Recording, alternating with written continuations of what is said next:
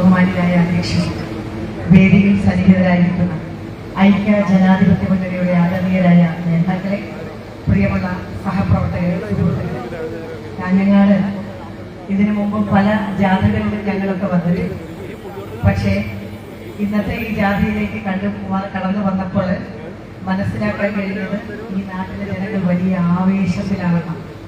ഐക്യ ജനാധിപത്യ മുന്നണിയുടെ ഒരു ഗവൺമെന്റ് ഉണ്ടാകാൻ പോകുന്നു. പ്രിയപ്പെട്ട പ്രതിപക്ഷ നേതാവ് ശ്രീ വി.ഡി. സതീശൻ നയിക്കുന്ന പുതുയുഗ യാത്ര ഇവിടേക്ക് എത്തിച്ചേരുമ്പോൾ തെരഞ്ഞെടുപ്പുമായി ബന്ധപ്പെട്ട കാര്യങ്ങൾ പറയാനല്ല എന്ന് ഇവിടെ സൂചിപ്പിച്ചു, നേതാക്കൾ സൂചിപ്പിച്ചു. ഇവിടെ സംസാരിക്കുന്നത് ജനങ്ങളുടെ പ്രശ്നങ്ങളാണ്. പക്ഷേ വരാനിരിക്കുന്ന തെരഞ്ഞെടുപ്പിന് ഇനി 10-30 ദിവസം അല്ലെങ്കിൽ 60 ദിവസത്തിനുള്ളിൽ പുതിയ ഗവൺമെന്റ് കേരളത്തിൽ വരാൻ പോകുന്നു.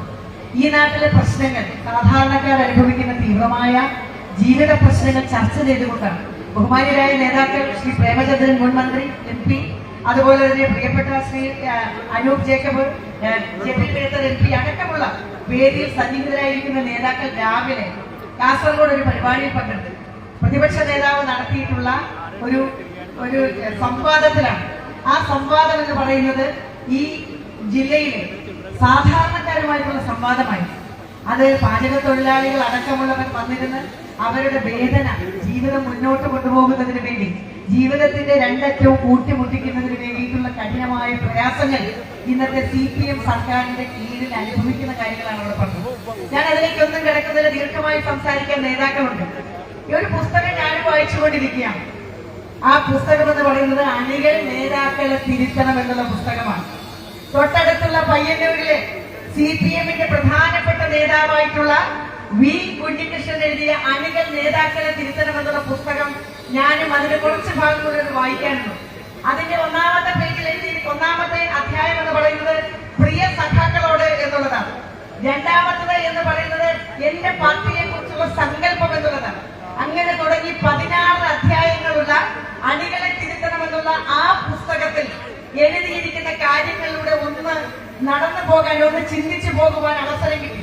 കഴിഞ്ഞ 7 ദിവസങ്ങളായി ചർച്ച ചെയ്യുകയാണല്ലോ CPM എന്ന് പറയുന്ന രാഷ്ട്രീയ പ്രസ്ഥാനത്തിനകത്ത് നടന്നുകൊണ്ടിരിക്കുന്ന വൃത്തികെട്ട കാര്യങ്ങൾ, അഴിമതിയുടെ കഥകൾ, രക്തസാക്ഷി ഫണ്ട് പോലും പിരിച്ചിട്ട് അത് കൊണ്ടുപോയി സ്വന്തം ആവശ്യത്തിന് വേണ്ടി മാറ്റിമറിക്കുന്ന സഖാക്കളുടെ എല്ലാ കാര്യങ്ങളും ആ പുസ്തകത്തിൽ എഴുതിയിട്ടുണ്ട്. സ്നേഹിതരെ, ആ പാർട്ടിയാണ് പറയുന്നത് അഴിമതിക്കെതിരായിട്ടുള്ള മുദ്രാവാക്യം.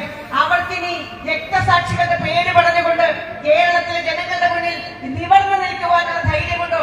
നമ്മൾ ആലോചിക്കണം.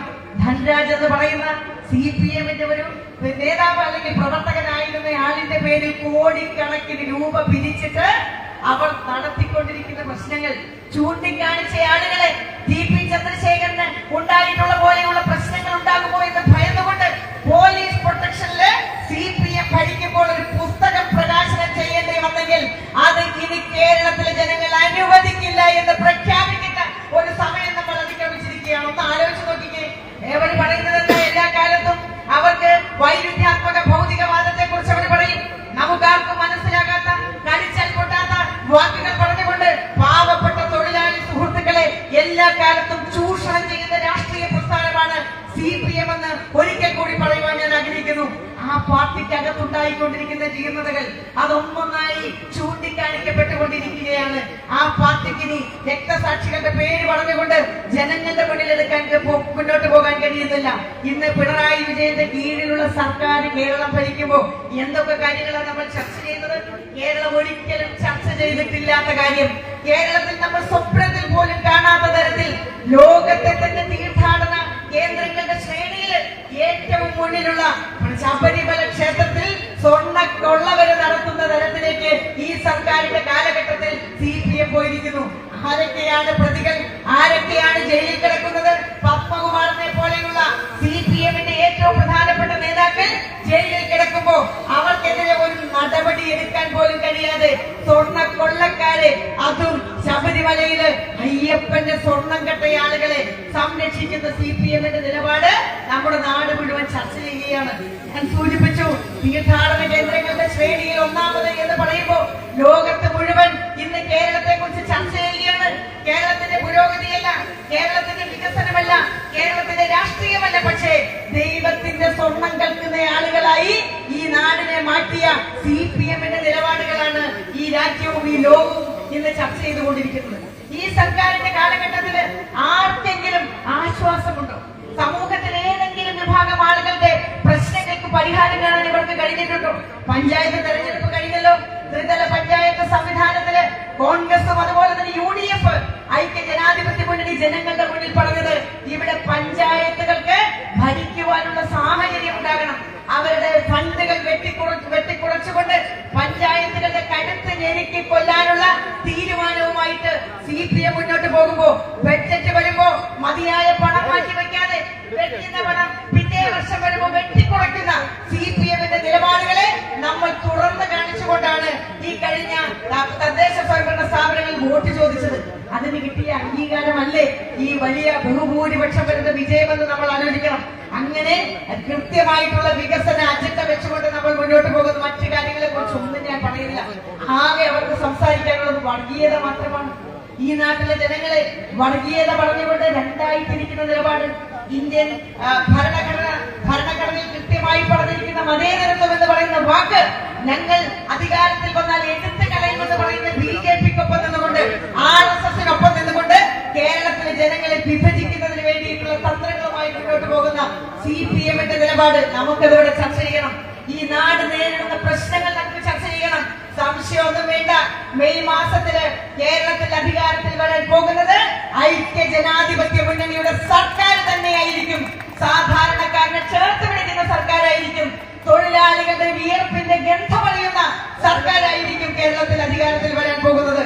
ഇന്ത്യയിലെ ഏറ്റവും അവസാനത്തെ കമ്മ്യൂണിസ്റ്റ് മുഖ്യമന്ത്രിയായി ചരിത്രത്തിലേക്ക് പിന്നോട്ട് പോകുന്ന പിണറായി വിജയന് ഒരു കാരണവശാലും ഇനി ജനങ്ങളുടെ മുന്നിൽ നോക്കിക്കൊണ്ട് വികസനത്തെ കുറിച്ച് പറയാൻ കഴിയില്ല, പുരോഗതിയെ കുറിച്ച് പറയാൻ കഴിയില്ല, രക്തസാക്ഷികളെ കുറിച്ച് പറയാൻ കഴിയില്ല.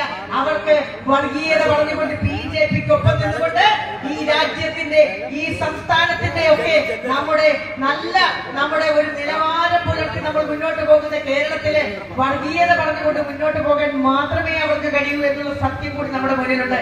ബഹുമാന്യരായ നേതാക്കൾ എല്ലാവരും വന്നിട്ടുണ്ട്. CP ജോൺ വന്നിരിക്കുന്നു. അതുപോലെ മറ്റു നേതാക്കളൊക്കെ ഈ വേദിയിൽപ്പെട്ട് ശ്രീ രാജൻ ബാബു അടക്കമുള്ള നേതാക്കളുണ്ട്.